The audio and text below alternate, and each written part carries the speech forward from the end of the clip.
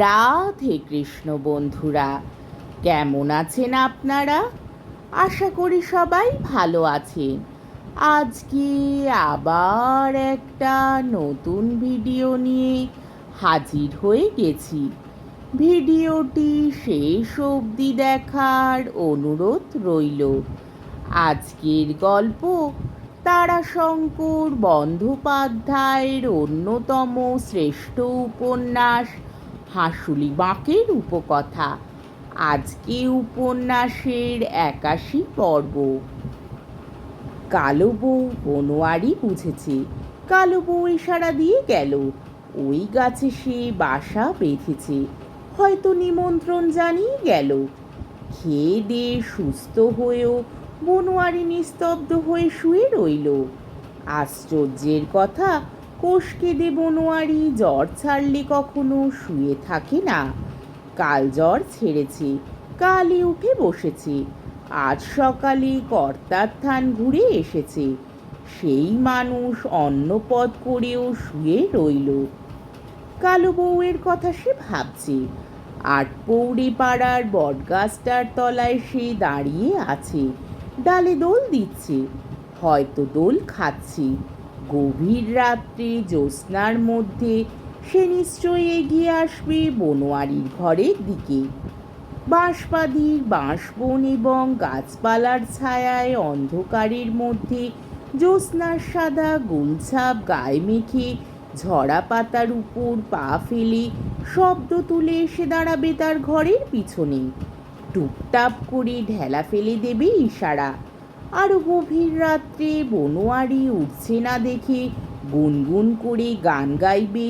তারপর ভোরের আকাশে শুকতারা উঠলে সে ফিরে যাবে বাঁশবনের ভেতর দিয়ে কোপাইয়ের ধারে ধারে কর্তার দহে গিয়ে নামবে। সেখান থেকে উঠে আবার আসবে বটতলায়। বটতলা দিয়ে বনোয়ারি গেলে বটফল ছুঁড়ে মারবে কৌতুক ভরে। কোপাইয়ের ধারে গেলে নদীর জল অথবা বালি ছিটিয়ে দেবে গায়ে। কোনোদিন হয়তো দেখা দেবে মনোমোহিনী সাজে সেজে। কোপাইয়ের ধারে শিরীষ কাঞ্চন তুলে খোপায় পড়ে, অথবা দহের জলে ভেজা চিকন চুলগুলি এলিয়ে তাতে অজস্র জোনাকি পোকা পড়ে কালো মুখে সাদা দাঁতগুলি ঝিকমিকিয়ে হাসবে। কোনোদিন হয়তো বা দেখা দেবে ভয়ঙ্করী রূপে। মাথা ঠেকবে শিমুল গাছের মাথায়, চোখ দুটো জ্বলবে আগুনের আঙুরের মতো, লম্বা হাতখানা বাড়িয়ে দেবে হিমের মতো ঠান্ডা হাত বনোয়ারির ঘরের দিকে। রুদ্ধরোষে বাঁশবাদীর অন্ধকার চেরা চিৎকার করবে, অথবা অতৃপ্ত বাসনায় কাঁদবে, অন্ধকার উঠবে গুমড়ে। শিউরে উঠল বনোয়ারি, কোষ কেঁদে বনোয়ারি। দুপুর রাত্রি চন্দনপুর যায় ঘোষেদের জন্য ডাক্তার ডাকতে। অনাবৃষ্টির বছরে কোপাই নদী পেরিয়ে ঘোষ গোপাড়ার বিলের ধারে ধারে নিঃশব্দে নির্ভয়ে হাঁটে বনোয়ারি। কোপাইয়ের জল কোথায় কারা বাঁধ দিয়ে আটকেছে তাই দেখতে। জাঙলে কোনো গোলমাল হলে বনোয়ারি ছোটে সর্বাগ্রে লাঠি নিয়ে, তা সে যত রাত্রিই হোক। জাঙলে একবার ডাকাত পড়েছিল, বনোয়ারি গিয়েছিল পাড়ায় লোক নিয়ে ছুটে। সেই দাঁড়িয়েছিল সকলের আগে ডাকাতদের মহড়া নিয়ে। সেই বনোয়ারি আজ এইভাবে শুয়ে আছে। কোনো কিছুতে তার রাগ করবার মতো মনের অবস্থা কোথায়? করালির কোঠাঘর নিয়েই বা সে মাথা ঘামাবে কি করে? হাঁসুলি বাঁকের উপকথায় কালো বউয়ের পেটজনিত অলিক নয়। প্রীতিপুরুষের কথার মধ্যে ওরা আছে, তারা চোখে দেখেছে।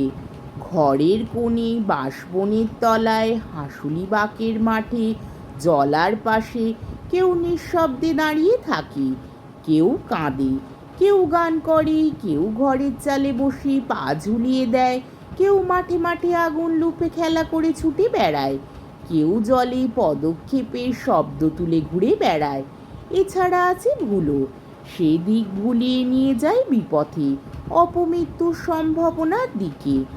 আরও আছে নিশি, রাত্রে কেউ কাউকে ডাকবার কথা থাকলে নিশি এসে তার রূপ ধরে অবিকল তারই কণ্ঠস্বরে ডাকে। সেও নিয়ে যায় ওই অপঘাত মৃত্যুর পথে। এক এক পুরুষে শেষ হলে তবে তাদের সঙ্গে মায়ার অথবা হিংসায় বাঁধা প্রেতাত্মাগুলি মুক্তি পায়। আবার নতুন পুরুষে নতুন মৃতদের আত্মা মায়া বা হিংসা যে কোনো কিছুর বশে ঘুরে বেড়ায় বাঁশবাদীর ছায়ায় ছায়ায়, কোপাইয়ের কুলে কুলে, ঘন পল্লব গাছের আড়ালে আড়ালে, হাঁসুলি বাঁকের মাঠে মাঠে। হাঁসুলি বাঁকের অলৌকিক জগতের পরিধি বহু বিস্তৃত, আকাশ থেকে মাটি পর্যন্ত, প্রেতলোক থেকে নরলোক পর্যন্ত। সুচাঁদ আজও বলে ঘর ভাঙাদের পূর্বপুরুষ নয়নের বাবার বাবার বাবা মরেছিল চুরি করতে গিয়ে গেরস্তে ছুঁড়ে দেওয়া থালা কপালে গেঁথে। গেরস্তরা থালা ভেঙে সাঁই সাঁই করে ছোড়ে, কানা ভাঙা থালা, সে থালা ঘুরতে ঘুরতে আসে সুদর্শন চক্রের মতো, নাগলে আর রক্ষে থাকে না। তাই লেগেছিল কপালে, তাইতে মরল বাড়ি এসে। তারপরেতে তিনি তাই হলেন, না দিন ঘরের সাঙায়, না হয়তো বাড়ির পাদারে, গাছের ডাল পা ঝুলিয়ে বসে থাকতেন। লোকে ভয় তটস্থ, ভয় করত না কেবল তার পরিবার, নয়নের কর্তা বাবার মা। ঘরে ছেলে শুয়ে থাকতো, নয়নের কর্তা বাবা, কচি ছেলে তখন। কাঁদতো তো পরিবার বলতো, পোড়া মুখে মানুষ, মরেও সুখ দিলি না, জ্বালাতে এলি। শুধু সাঙায় পা ঝুলিয়ে বসে থাকলে হবে না, ছেলে কাঁদছে চুপ করা। আশ্চর্যি মা, ছেলে উঠে যেত সাঙার উপরে, দিব্যি ছেলে দোল খেত বাতাসে।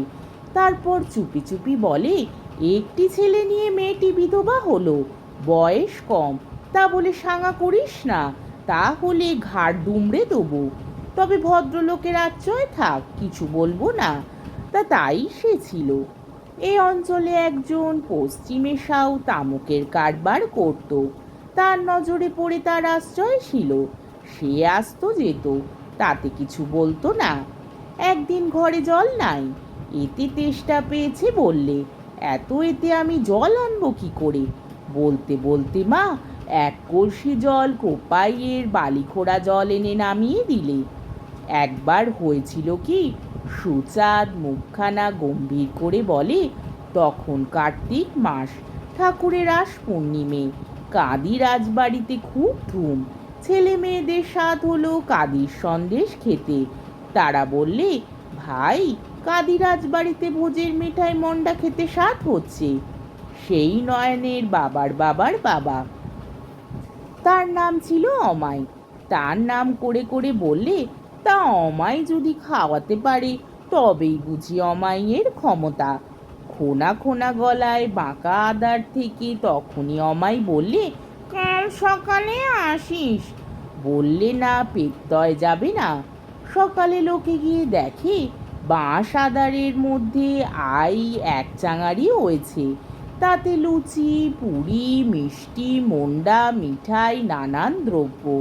নয়নের কর্তা বাবার গলায় রং পর্যন্ত খোনা হয়েছিল, সেই তার ছোঁয়া লেগে। তার লেগে লোকের কাছে নাম হয় খোনা কাহার। ভূত বসে থাকার তরেই তো চৌধুরীরা কাজে নিলে ওকে। এই হলো হাঁসুলি বাঁকের সেকালের ভৌতিক লোকের ইতিহাস। তবে মানুষের আধ্যাত্মিক জীবনের মতো এতেও যেন পরিবর্তন ঘটেছে। ওই সুচাঁদি বলে, সে কথা দেবভক্তি কমে যাওয়ার জন্য আক্ষেপ করে বলে। এখন ভূত হলে চন্দনপুরে ছোকরা বাবুরা বন্দুক নিয়ে পাহারা দিয়ে পরীক্ষা করে দেখতে আসবে, জাঙলে মোড়ল মশাইদের ছোকরারা ঠ্যাঙা লাঠি নিয়ে আসবে। তাদের কি গরজ, কেনে তারা এইসব ঝামেলায় থাকবে? তার সে দূরে দূরান্তরে নদীর ধারে হাঁসুলির মাঠে দিব্যি থাকেন, শ্মশানের হাড়গোড় নিয়ে বাদ্যি বাজান। সাত হলে নদীতে বিলে মাছ ধরেন, চিতের আগুন লুপে খেলা করেন। ই গাছের মাথা থেকে হুপ করে ভেসে যান ও গাছে। ভয়ার্ত বনোয়ারি ঘরের দরজা, এমনকি দেয়ালের মাথার দিকে যে দুটো ছোগোল ঘুলঘুলি ছিল, সে দুটো বন্ধ করে শুয়ে থাকলো। বউ বলল, জ্যৈষ্ঠী মাসের গরম ভেপে যাবে যে। বনোয়ারি চিৎকার করে ওঠে, ঠান্ডা লাগবে। বউ বললে, তবে তুমি ঘরে শোও, আমি বাইরে শোবো না। গভীর রাত্রে সে উঠে স্ত্রীর কাপড়ের সঙ্গে নিজের কাপড় বেঁধে তবে নিশ্চিন্ত হলো। ঘুম খানিকটা এলো শেষ রাত্রে। একটু ঘুমের পরে সে ভয় নিয়ে বুবু শব্দ করে উঠল। স্বপ্নে দেখলে কালো বউ গাছতলায় দাঁড়িয়ে কাতরাচ্ছে। তার সর্বাঙ্গে জড়িয়ে ধরেছে বাবার সেই বাহন। করালির ঘর উড়িয়েছেন বাবার যে বাহন, বনোয়ারির কালো বউকে ডুবিয়ে মারলেন যিনি, তিনি। আজকের পর্বটি এইখানেই শেষ হলো।